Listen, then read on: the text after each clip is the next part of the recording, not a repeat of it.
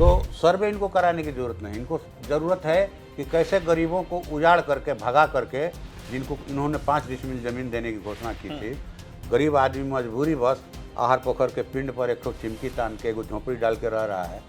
अब जल जीवन और हरियाली चला, उस समय भी उजाड़ने का पूरा प्रयास हम लोगों ने कहा कि पहले आप 5 डिसमिल ज़मीन दीजिए, पक्का मकान दीजिए।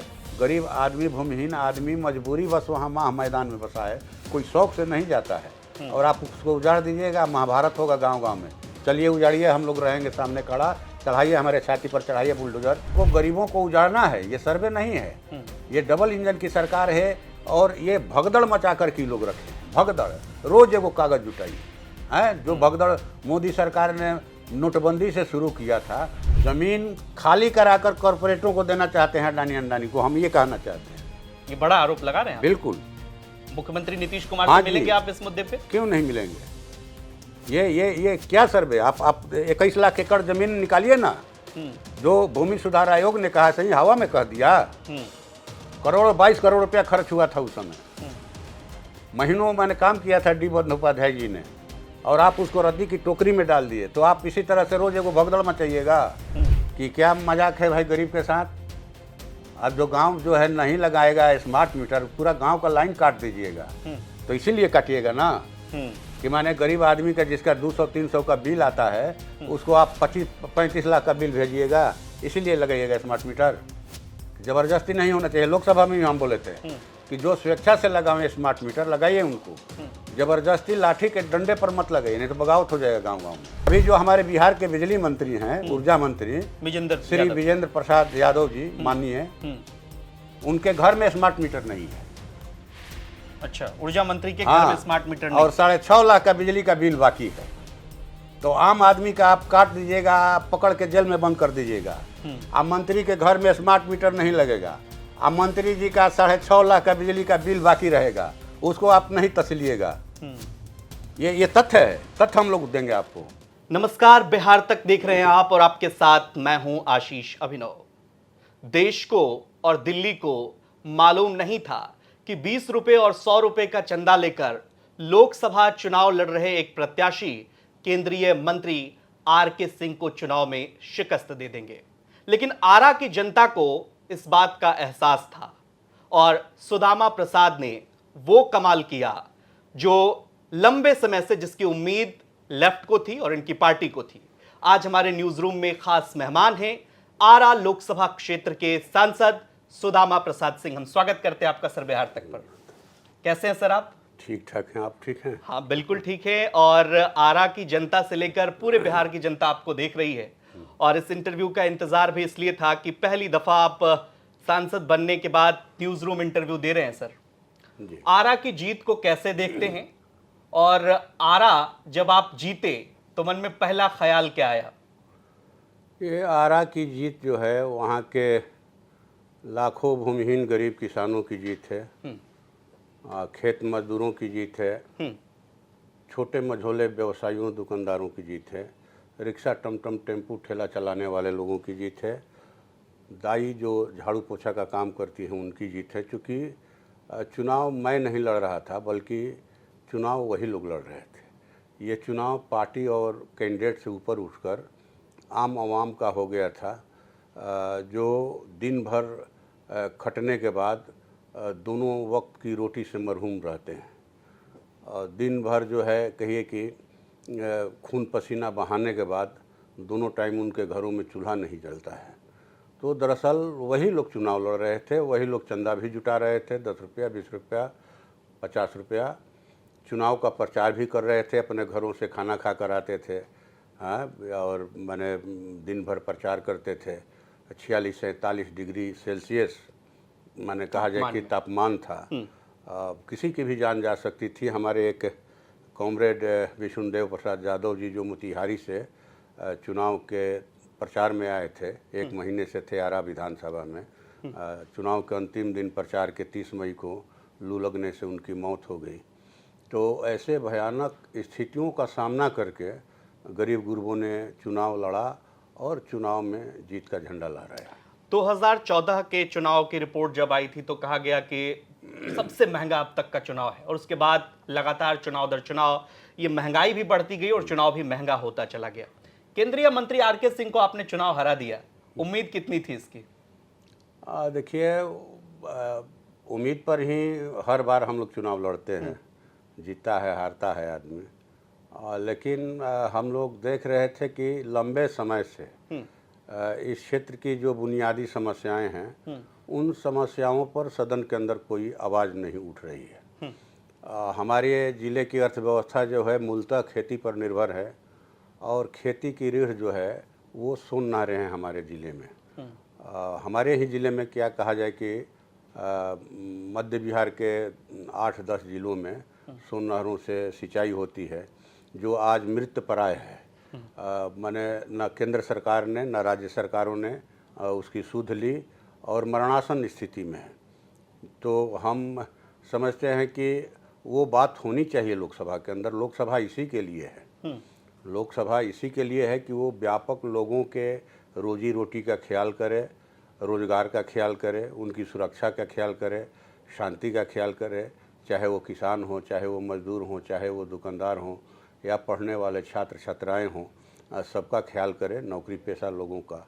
लेकिन मैं समझता हूं कि लंबे समय से इस दिशा में कहा जाए कि ग्राउंड लेवल की बातें नहीं हो रही थी। नहीं होती, मतलब जो टीवी पे चल रहा था कि आरा को अब इतनी बिजली मिल गई, चकाचौंध है आरा, ये सब बिल्कुल बिल्कुल केंद्रीय मंत्री तो दावा करते थे। हम तो कह रहे हैं कि केंद्र सरकार जांच करवा ले कि जितनी भी माने योजनाएं वहाँ बिजली की चल रही थी। अभी हम लोगों ने देखा कि पूरा भी नगर निगम का बैठक में मैं गया था तो लोगों ने कहा कि पूरा का पूरा जो है शहर जो है जो माने सौर ऊर्जा से चलने वाले सोलर लाइट लगे थे सब बंद पड़े हैं। हम लोगों ने तो यहाँ तक कहा कि आप उस कंपनी को ब्लैक लिस्टेड कीजिए, ठीक ना, ब्लैक लिस्टेड कीजिए। जिस कंपनी ने माने सोलर लाइट लगाया और वो 6 महीना भी नहीं चला, बंद पड़ गया है।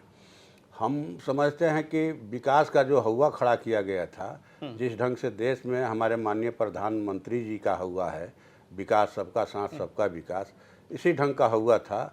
जब हमने कहा भाई कि आप विकास इतने किए हैं तो अपना रिपोर्ट कार्ड जारी कीजिए कि क्या क्या विकास किए हैं। इस पर वो लोग आग बबूला हो गए, ठीक ना, कि कौन है रिपोर्ट कार्ड मांगे वाला। तो खैर उनकी भाषा उनको मुबारक। लेकिन ये पूरा एक एक आम आवाम को, एक एक वोटर को जानने का अधिकार है कि किसी शख्स ने उनका 10 वर्षों तक प्रतिनिधित्व किया तो 10 वर्षों में उन्होंने क्या किया, खेती के लिए क्या किया, रोजगार के लिए क्या किया, व्यवसाय के लिए क्या किया, शिक्षा स्वास्थ्य के लिए क्या किया, ये बताने में क्या हर्ज है अगर आप विकास पुरुष हैं तो। जी, चारू मजूमदार के नाम पर बड़े नेता हुए। आपको वहां के लोगों से, जब मैंने देखा कई जगह पे मीडिया रिपोर्ट्स में भी देखा कि लोग 10 रुपए 20 रुपए, जिनके 300 रुपए की कमाई थी उन्होंने 100 रुपए आपको दिए चंदा के तौर पर। तो एक ट्रेडिशनल कैंपेन इस बार आपका रहा। आपको लग रहा है कि 2024 का चुनाव, और आप लेफ्ट पार्टी से हैं, सीपीआई-एमएल से हैं आप, ये कैंपेन हमेशा से लेफ्ट का रहा। आपको लग रहा था कि 2024 के दौर में आपका ये कैंपेन सफल होगा? मतलब कैंपेन को लेकर कई सारे सवाल आते रहते हैं कि लेफ्ट जो है। हमारी पार्टी भाकपा माले हमेशा इसी ढंग का कैंपेन करती है। जो भूमिहीन गरीब किसान है, मेहनत करने वाले लोग हैं, वही लोग माने चंदा दे करके चुनाव लड़ते हैं, लड़ाते हैं वही लोग। कोई माने इलेक्ट्रल बॉन्ड नहीं है हम लोग के पास, जनता का बॉन्ड। हाँ, जनता का बॉन्ड है। जनता के बॉन्ड से हम लोग चुनाव लड़ते हैं, पहले भी लड़ते थे, अभी भी लड़े या बाद में भी लड़ेंगे। और इस बॉन्ड की ताकत का कोई मुकाबला नहीं है। अगर जनता ठान ले कि भाई हमको माने जीत हासिल करना है या फलाना आदमी को पटकनी देना है, तो जनता दे देगी। 2 बार इसी तरह से विधानसभा में भेजा वहाँ की जनता ने, गरीबों ने चंदा बेहरी करके, इस बार लोकसभा में भेजा। दरअसल देखिए, ये एक पानी और मछली का जो रिश्ता है, उसी ढंग का रिश्ता हमारी पार्टी के कार्यकर्ताओं नेताओं का जनता के साथ है। अभी जो सदन में पावसकालीन सत्र में हम लोगों ने जो कुछ विषय उठाए लोकहित के, हमारे कई साथियों ने कहा जो सदन के अंदर बैठते हैं कि आपका स्पीच तैयार कौन करता है। हमने कहा कि भाई हम तो कोई लिखा हुआ पढ़ते नहीं है, स्पीच कौन तैयार करेगा। तो ना लगता है कि कंठस्थ करके आते हैं, बल्कि कंठस्थ करके भी नहीं आते हैं। हमारे संसदीय दल के नेता हैं कॉमरेड राजा राम सिंह, वही बताते हैं कि इस पर बोलना है।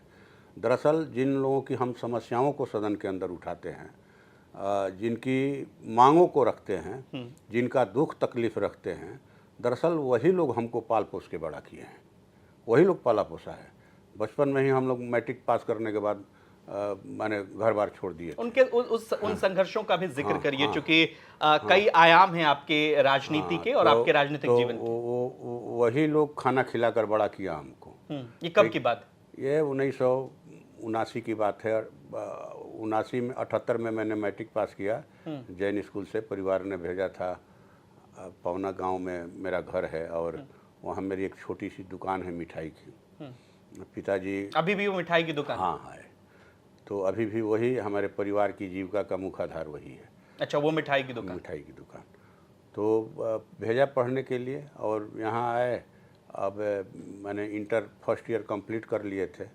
इसके बाद एक मैंने मर्डर केस में फंसा करके हमको जेल भिजवा दिया गया गांव से। एक सुप्रीम कोर्ट ने बाद में आपको बरी किया? ना सुप्रीम कोर्ट नहीं, वहीं वो एसपी साहब ने हमारे टीम के साथ ही युवा नीति में हम लोग नाटक करते थे, वही लोग जाकर मिले तो एसपी साहब मैंने कहे कि मामला ये सुप्रीम कोर्ट तक नहीं पहुंचा था? नहीं, ये लोगों में एक भ्रम की बात है। ना बात कोई मामला मेरा सुप्रीम कोर्ट में नहीं गया। तो आया था तो पढ़ने, लेकिन जेल भेज दिया गया। कहीं ना कहीं ये दिमाग में जो गांव के अंदर सामंतित आते हैं कि एक मैंने गिलास प्लेट खंगारने वाला लड़का जो है वो कैसे मैंने बनेगा इंजीनियर, ठीक ना, एक षड्यंत्र था। मुझे अब बाद में उस समय बच्चा का दिमाग था, लेकिन बाद में हम लोगों ने सोचा जा करके घर से मैंने पकड़वा करके मैंने दरोगा जी को ले जा करके हमें जेल भेजा गया।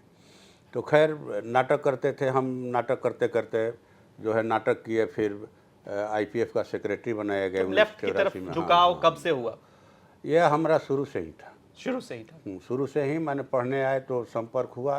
नाटक टीम में जो लोग थे, नवेंदु, श्रीकांत, जो बिहार के माने जाने माने पत्रकार हैं, सब लोग युवा नीति में काम करते थे।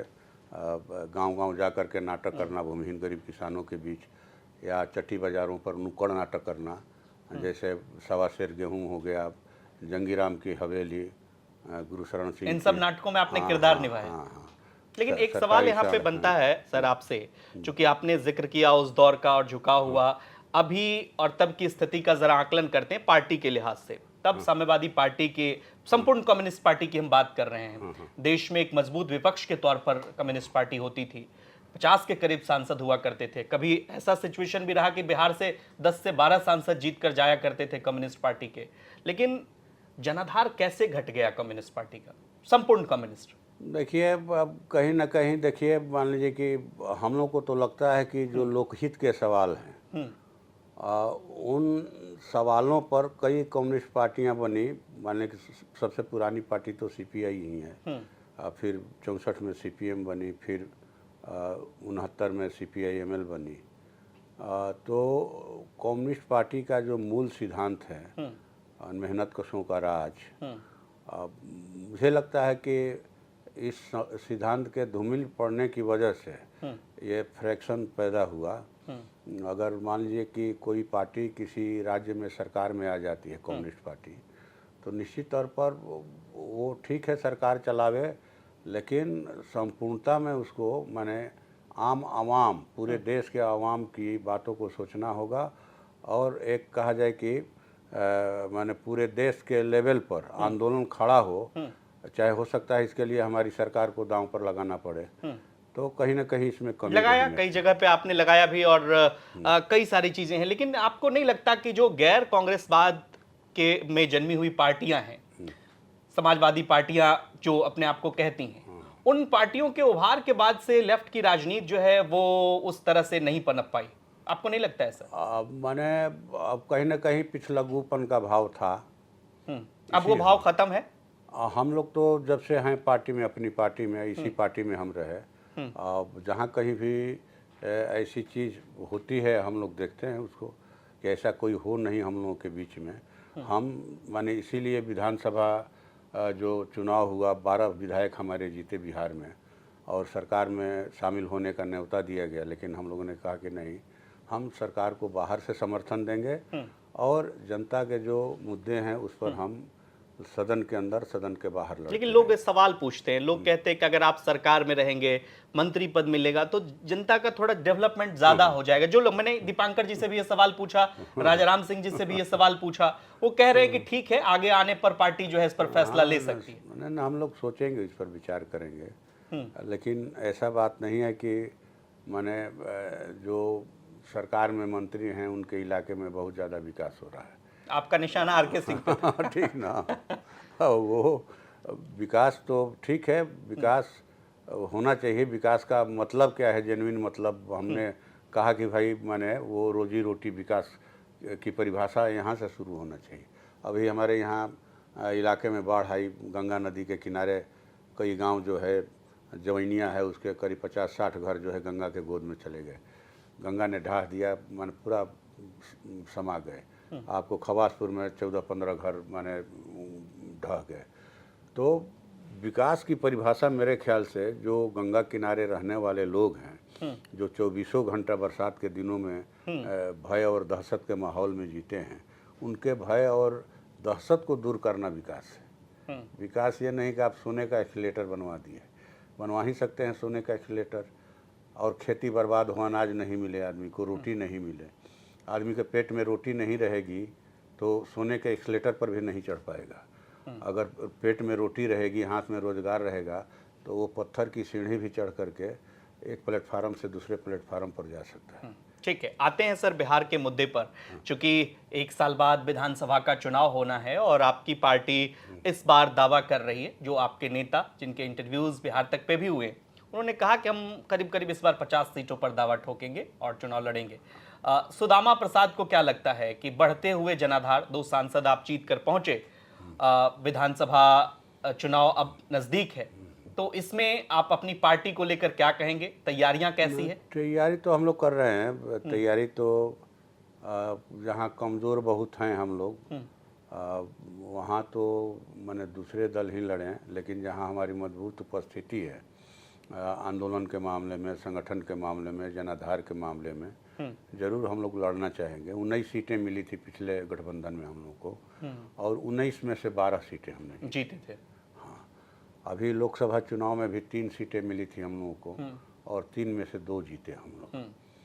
तो हमारा स्ट्राइक रेट जो है माने बेहतर है, और हम समझते हैं कि जो विधानसभा का चुनाव हुआ 2020 में, पहला चरण माने मध्य बिहार में ही शुरू हुआ, और यहीं से एक हवा बंधी। चूँकि मध्य बिहार में हम मजबूत हैं, हमारा संगठन, आंदोलन, जनाधार सब मजबूत है, और जो हम लोगों ने सीटें भी जीती 2 लोकसभा की, वो मध्य बिहार से ही जीते हम। या विधानसभा की जो सीटें हम लोग जीते हैं, उसमें मैंने कहिए कि 70% सीटें मध्य बिहार से ही हैं। इस बार ज़्यादा कंपटीशन नहीं है, मतलब कंपटीशन इन द सेंस कि आपका जो गठबंधन है, महागठबंधन, उसमें आपको लगता है कि जितने सीटों की आप डिमांड करेंगे वो फुलफिल होगा इस बार?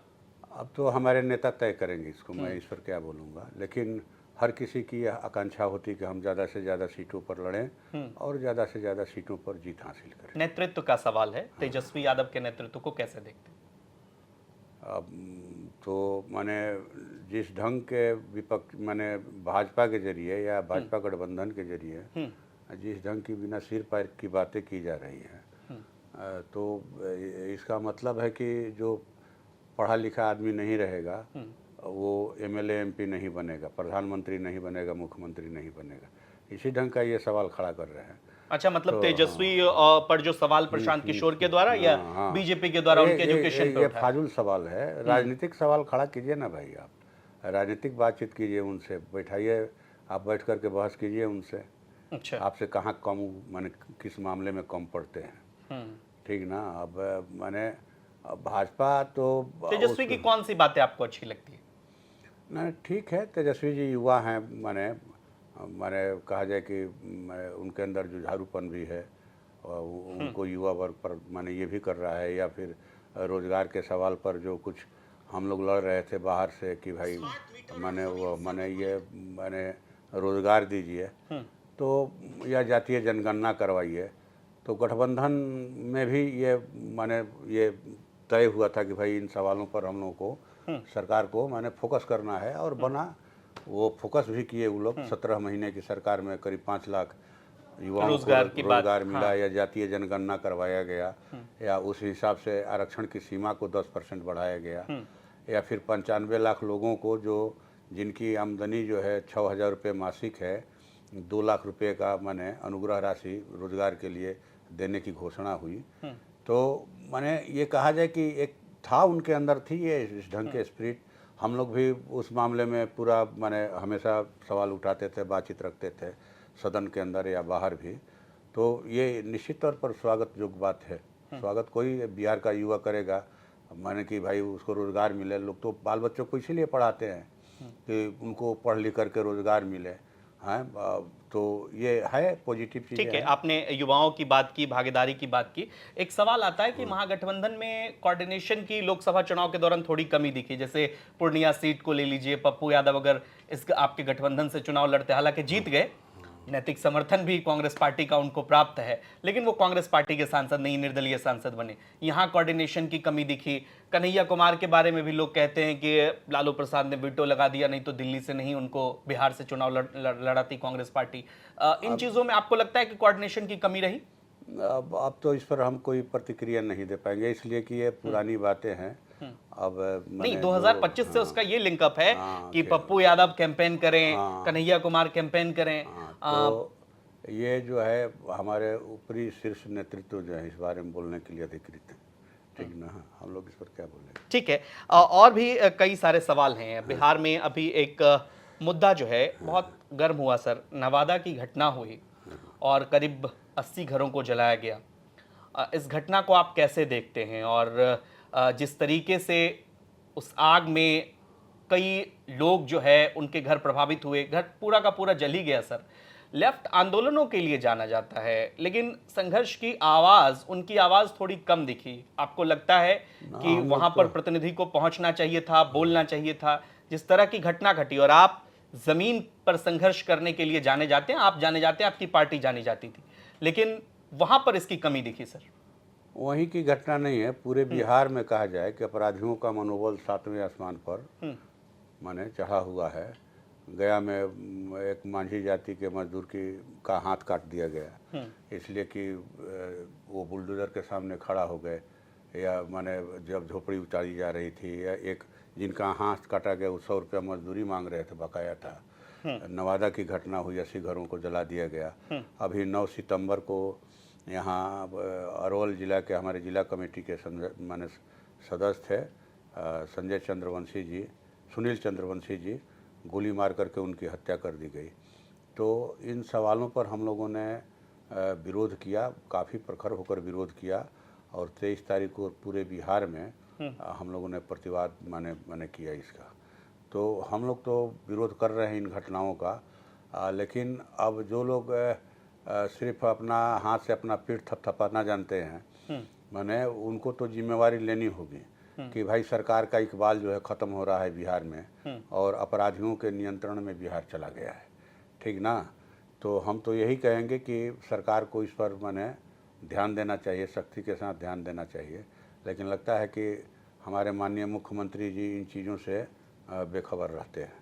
नहीं, लेकिन उन्हीं मुख्यमंत्री की बात आप करते हैं। अगर दोबारा से आपके पास आ जाते हैं, आपके गठबंधन में आ जाते हैं, तो उनका स्वागत होता है। कई नेता खुल के बोलते हैं कि नीतीश जी को तय करना है कि इस गठबंधन में रहना है या उस गठबंधन में रहना है। आप मुस्कुरा रहे हैं, मतलब नीतीश कुमार अगर फिर चाहे महागठबंधन में आने के लिए, तो जब आप क्राइम पे सवाल उठा रहे हैं, विधि व्यवस्था पर सवाल उठा रहे हैं, तो ये सवाल तो फिर उस टाइम भी उठाया जाना चाहिए ना कि मुख्यमंत्री नीतीश कुमार इधर कैसे आ जाते हैं फिर। तो इसीलिए हम लोग सरकार में शामिल नहीं हुए कि हम लोगों को इन सवालों पर लड़ना है, मुखर होकर, सदन के अंदर भी, सदन के बाहर भी। तो अभी जिस ढंग से भाजपा जो है पूरे देश पर आफत विपत बन करके टूट पड़ी है, और निश्चित तौर पर इस सरकार को रोकना बहुत माने कहा जाए कि ज़रूरी है।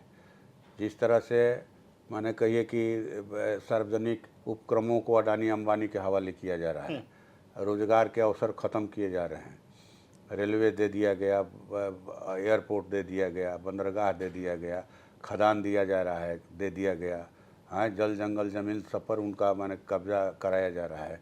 तो हम तो ये कहेंगे कि भाई हम मोदी सरकार एक विधेयक यह भी लाए कि जिसके घर में जो भी गहना गुड़िया है, उड़िया डलिया है, बर्तन है, गाय भैंस है, भेड़ बकरी है, सब जो है लाद करके अडानी अंबानी जी के यहाँ भेज दिया जाए, पहुँचा दिया जाए। ये एक बार तंज कस रहे हैं। क्या ऐसे तेरा चलता है भाई?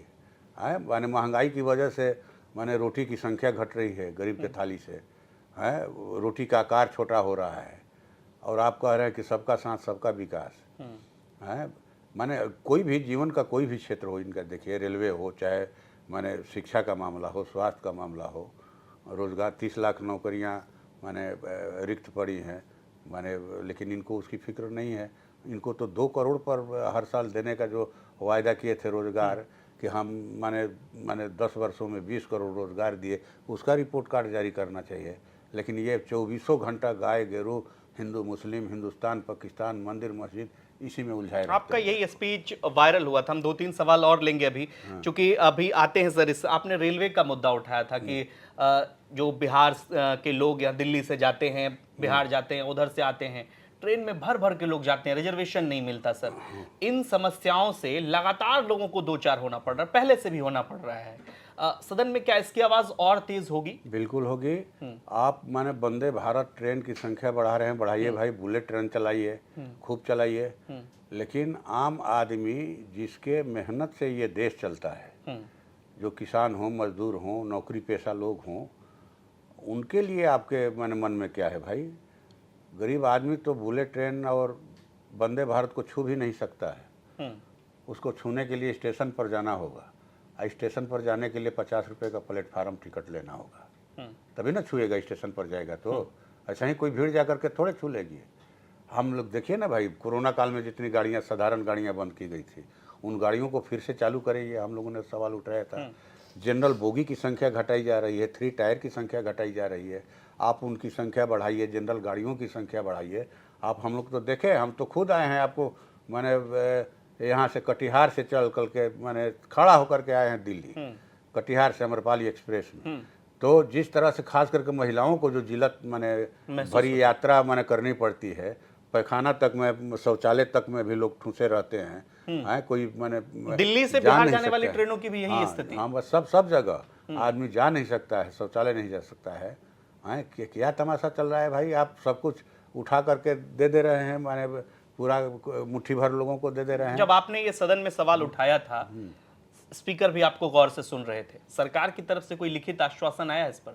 लिखित यही आया, माने जो बोले थे वही दिया है लोग, ठीक ना? या जो भी बोलते हैं वो लिखित मिलता है, और ये मिलता है कि भाई मंत्रालय को भेज दिया गया है। तो ठीक है, आप इस पर गौर कीजिए, जाकर देखिए ना। हम तो एक दिन मुआयना करने गए थे 26 माने अगस्त को, आरा रेलवे स्टेशन का, जो विकलांग का शौचालय है उसमें पूरा कूड़ा करकट भरा हुआ है। एक जगह देखे कि 4 ठो नल का टोंटी है, 3 में कपड़ा ठूसा हुआ है, और नीचे से पूरा माने चाय का कपटी, गुटखा सब थुका हुआ भरा हुआ है। एक नया कल जो है लगाया गया था।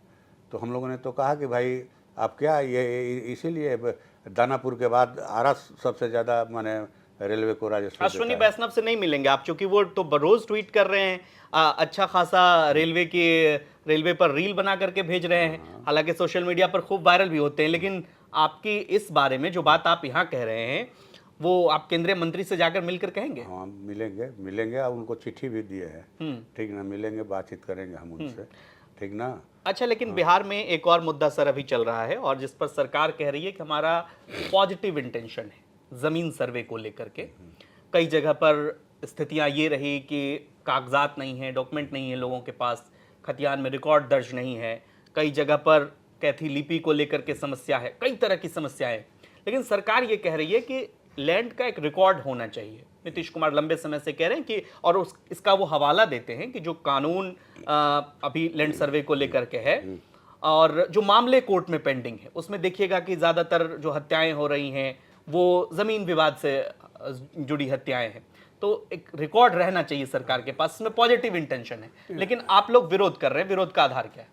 विरोध का आधार है कि ये जो बात सरकार बोल रही है झूठी बात है, और ये गरीबों को उजाड़ना चाहती है। अब मान लीजिए हमारे यहाँ तो बड़े पैमाने पर माने मांझी टोले हैं, मुसर टोली जिनको बोलते हैं हम लोग, उन लोगों के पास कोई ज़मीन का कागज़ नहीं है। और 100 साल 150 साल गांव के दादा बाबू लोग ले आकर बसाए कि चलो हमारे घर में खेत में रोपनी डोहनी करना, कटनी करना, हाँ तुम चलो हमारा हजामत बनाना, नाई को ले गए, हमारे ज़मीन में बसो, हमारे लिए हार फार बनाना बढ़ई लोहार को ले गए। तो ये तो मौखिक बसाए, 100 साल 150 साल 200 साल से कोई बसा हुआ है, कई पीढ़ियाँ उनकी सेवा करते करते माने खप गई, और आप अब ज़मीन का कागज़ मांग रहे हैं। ज़मीन का कागज़ तो आपके पास है, आप ही ने, नीतीश जी ने ही 2010 में भूमि सुधार आयोग बनाया, जिस आयोग ने करोड़ रुपया खर्च करके डी बंदोपाध्याय जी ने 2 अनुशंसाएं की सरकार को। पहली अनुशंसा कि बिहार में 21,85,000 एकड़ ज़मीन जो है सीलिंग से फाजिल है, बिहार सरकार की ज़मीन है, और उसमें 16 लाख एकड़ ज़मीन खेती योग्य है, 5,85,000 एकड़ ज़मीन जो है वो बासगित है।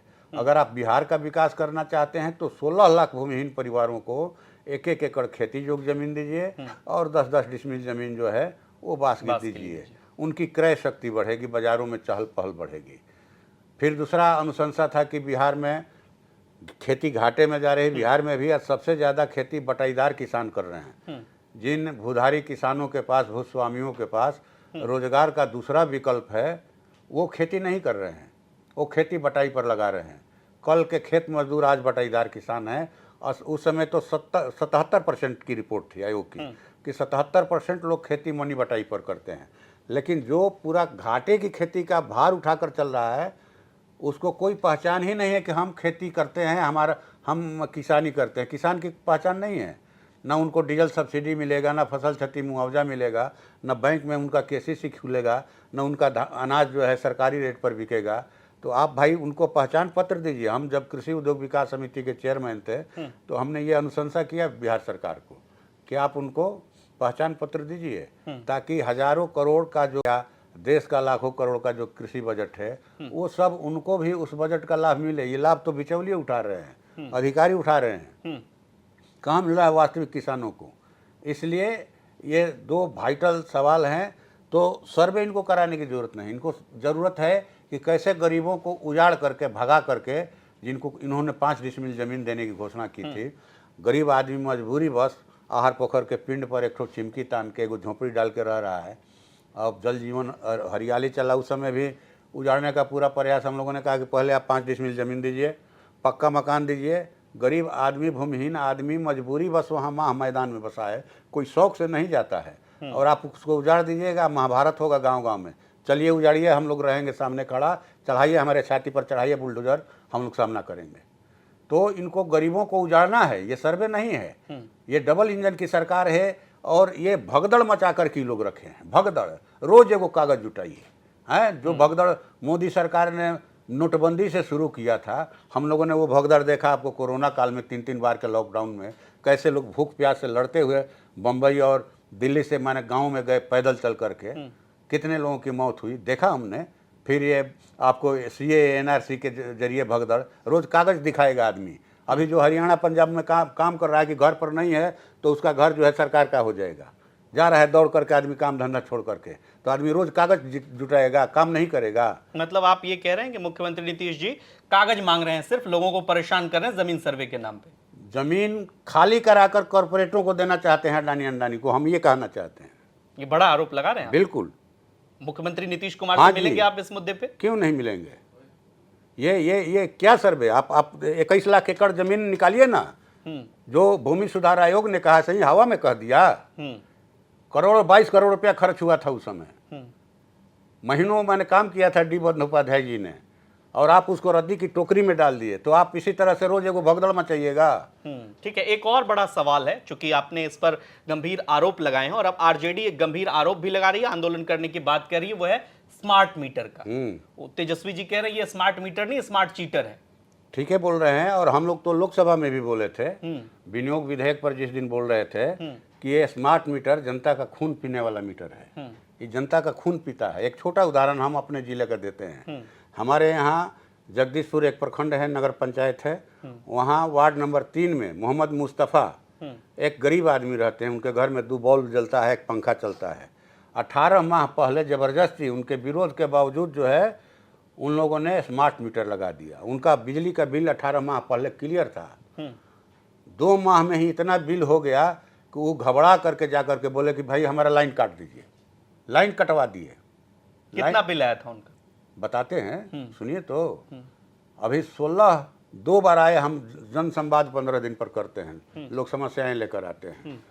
तो 15 दिन पहले मैंने समझिए कि 3 तारीख को 3 माने संभवतः सितंबर को एक जन संवाद लगा था। इसके बाद 16 को लगाए थे। तो 3 सितंबर को आए थे तो उनका बिजली का बिल माने 33 लाख था।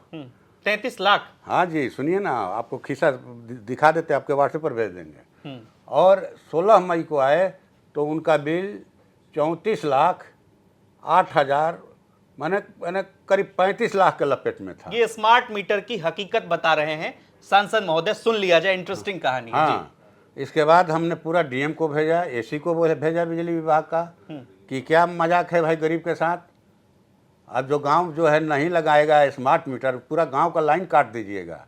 तो इसीलिए काटिएगा ना कि माने गरीब आदमी का जिसका 200-300 का बिल आता है उसको आप 25-35 लाख का बिल भेजिएगा, इसीलिए लगाइएगा स्मार्ट मीटर। जबरदस्ती नहीं होना चाहिए। लोकसभा में भी हम बोले थे कि जो स्वेच्छा से लगाएं स्मार्ट मीटर लगाइए उनको, जबरदस्ती लाठी के डंडे पर मत लगाइए, नहीं तो बगावत हो जाएगा गांव गांव में। हो रहा है, सब जगह लोग खदेड़े जा रहे हैं। और इंटरेस्टिंग बात बताएंगे। इसके बाद हमने वार्ता किया, लगातार वार्ता किया, और अभी 24 सितंबर को वो 35 लाख का बिल 1718 रुपये में कंक्लूड हो गया। 34 लाख का बिल 1700 में कंक्लूड हो गया। 1718 रुपया में, वो है हमारे पास, प्रमाण है, देंगे तो दे देंगे। 1718 रुपये में। तो क्या है भाई, आप माने समझते हैं दादा बाबा का राज चल रहा है, राजा महाराजा राज चला रहे हैं। लूट लीजिए, डकैती कर लीजिए, पूरा लूट लीजिए एक बार कि अडानी अंबानी जो है वो कॉर्पोरेट नहीं है, ठीक है।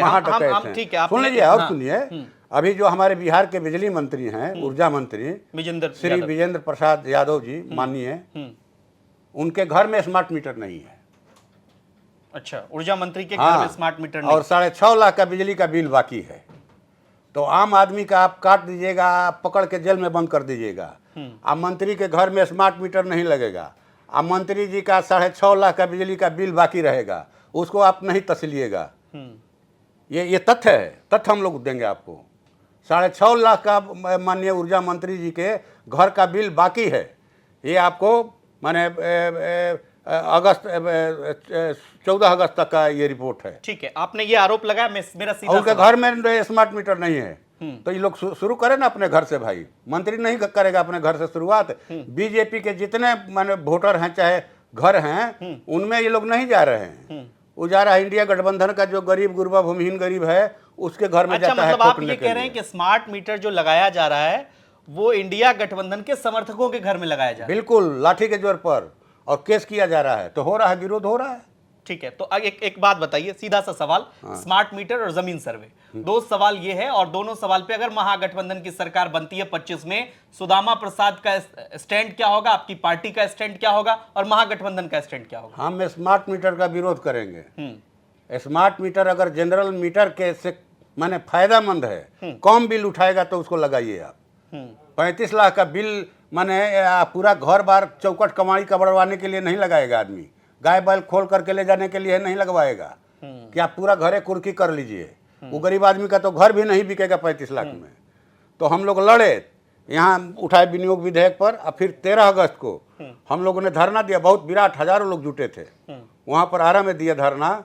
और हमने बुलाया था, उस समय लोग हल्ला किया कि पावर मिनिस्टर हार गए इसलिए पावर चली गई, बिजली खूब कटा इन लोगों ने, खूब कटा। तो हमने बोला ग्रिड के जो माने आए थे चंचल जी कि आपके यहाँ बिजली की उपलब्धता क्या है, तो 360 मेगावाट। एग्जीक्यूटिव साहब को कहा कि आपके यहाँ खपत कितना है, तो आरा डिवीज़न में 110 मेगावाट और जगदीशपुर डिवीज़न में 115 मेगावाट।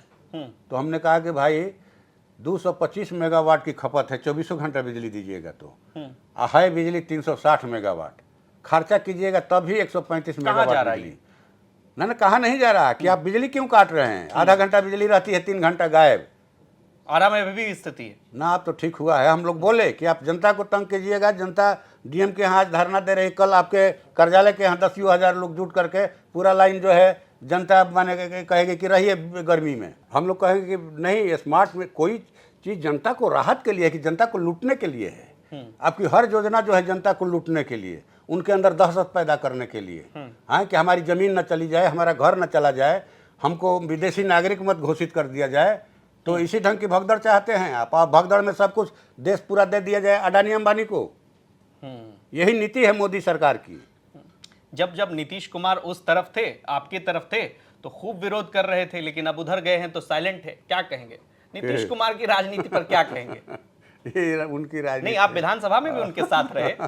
हम रहे हैं, उनका समर्थन कर। देखिए, अभी भाजपा, हमने कहा कि सबसे बड़ा खतरा है, और सभी दल जो ऐसा बात नहीं है कि सब लोग एक विचारधारा हो गए, सबका सिद्धांत एक हो गया, सबका कार्यक्रम, भिन्नता भी है, लेकिन अभी भाजपा सबसे बड़ा खतरा है। देश के संविधान लोकतंत्र के लिए खतरा है, देश के कहा जाए कि अर्थव्यवस्था के लिए खतरा है, यहाँ के किसानों के लिए, मजदूरों के लिए, छात्र युवाओं के लिए, नौकरी पेशा लोगों के लिए, सबके लिए खतरा है। इसलिए इस खतरे को हटाने के लिए अपने आपसी मतभेद भुला करके सब लोग, ज़्यादा से ज़्यादा लोग यहाँ इकट्ठा हों, इस खतरे को हटाएं, फिर बाद में हम लोग। तो नीतीश जी को नहीं कि जब इतना खतरा है तो नीतीश जी से जब मुलाकात होगी तो नहीं कहेंगे सर आपके बदौलत सरकार चल रही है, कुछ सोचिए। हमने तो उस समय भी अपील किया था कि अच्छा। इधर आ जाना चाहिए छोड़ करके उनको। तो बात नहीं मानी गई।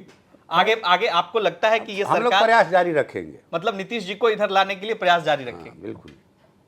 आपको लगता है कि नीतीश जी आ जाएंगे इस तरफ? ये 5 साल चलेगी सरकार या नहीं चलेगी? हमारी जो कोशिश है वो जारी रहेगी।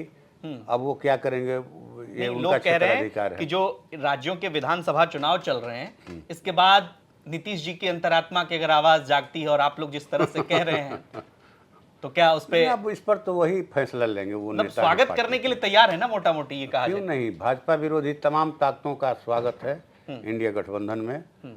और हम लोग चाहेंगे कि जिन सवालों पर हम लड़ रहे हैं, माने अगर बेहतर एक इससे बीजेपी से अलग माने कोई सरकार बनती है तो इन पर हम लोगों को कम से कम लड़ना पड़े। एक आखिरी सवाल सर, चूंकि लेफ्ट जो है अब ऊपरी सदन से भी परहेज नहीं कर रहा है, खासकर आपकी पार्टी, और दीपांकर भट्टाचार्य जी के बारे में एक बात खूब चर्चा में हुई कि उनको राज्यसभा जाना चाहिए। राज्यसभा वो जाएंगे या नहीं जाएंगे? आपको लगता है कि उनको राज्यसभा में होना चाहिए?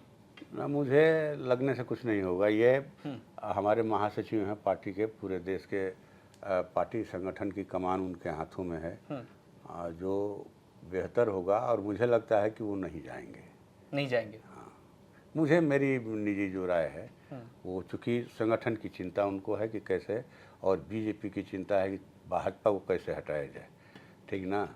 तो दीपांकर जी ही माने जो बोलते हैं, जो माने हम लोग के लिए कार्यक्रम तय करते हैं, हम लोग उसको माने फॉलो करते हैं। ठीक है, जाते जाते ये बता दीजिए 2025 में सरकार आप लोग बना रहे हैं बिहार में, और कितनी सीटें ला रहे हैं अगर बना रहे हैं तो?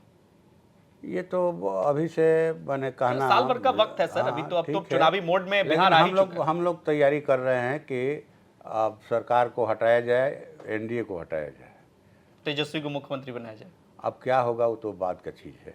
मतलब तेजस्वी सीएम फेस तो हैं? माने बिल्कुल है ही, अभी तो हैं। तो आगे रहेंगे? आगे भी रहेंगे। चलिए ठीक है, मतलब आप इसमें आप एक सवाल पैदा कर रहे हैं, आगे रहेंगे। देखना दिलचस्प होगा कि बिहार चुनाव में आपका प्रदर्शन क्या होता है। सुदामा जी, आप बिहार तक पर आए और हमें वक्त दिया, बहुत शुक्रिया आपका। धन्यवाद।